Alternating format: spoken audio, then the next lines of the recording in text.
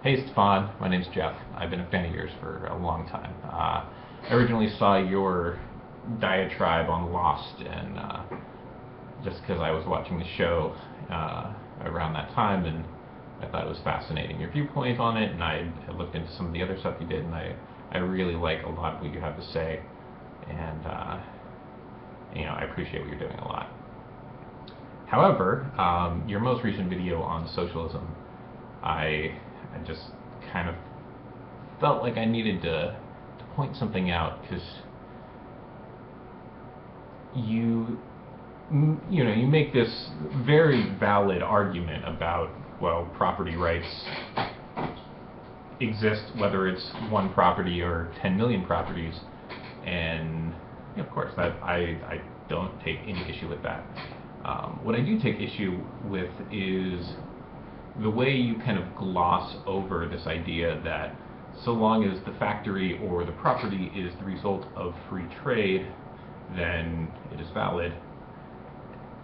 But I don't think it's that hard to realize that the vast majority of property owned by the wealthiest people, who end up having their factories taken from them and given to worker co-ops, is the result of free fair trade, because there's cronyism and special interests and political favors and whatever that the systems of government that are in place that end up getting overturned are not these perfectly fair, everybody has an equal chance to work hard, and the people who own the factories were the hard workers and the other people were just lazy. That's ridiculous and does not in any way match up with history. That's not to say that some of the factory workers, or sorry, some of the factory owners were hardworking people. Absolutely, but there is also a huge amount of completely unfair circumstances in which people live inside, and when people have these revolutions,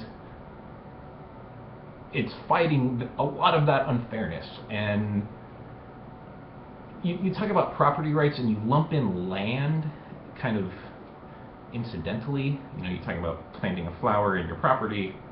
One flower is yours, 10 flowers still yours, of course. But even that is pretty sketchy, because any house that you have, or any factory that's in the Western Hemisphere, that land was stolen from somebody. And at what point does stolen land no longer considered stolen? I mean, is it by decree? This seems to me to be a very philosophically dubious notion that we can own land and just feel good about it. Because, granted, if I buy land, I want it to be honored. I don't own land. But if I did own it, I wouldn't want to pay taxes on it, and I would feel kind of shitty having to pay taxes in perpetuity, which would be the reality, and that's maybe a whole nother world. But my point here is that socialism, as a lot of people support it, and don't get me wrong, I'm not a socialist. I think the world would be wonderful if we could all just own things together. I don't know that that's actually possible, and I think that would be more of a choice.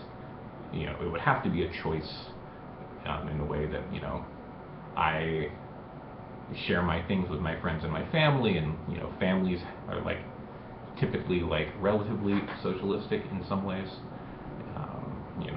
But that's a side point.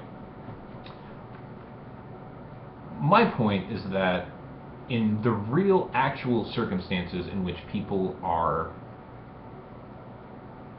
trying to take back the means of production and distribute it amongst the workers, those situations are by and large not as you say, the result of fair and free trade. And to ignore this fact, I think, is a little myopic.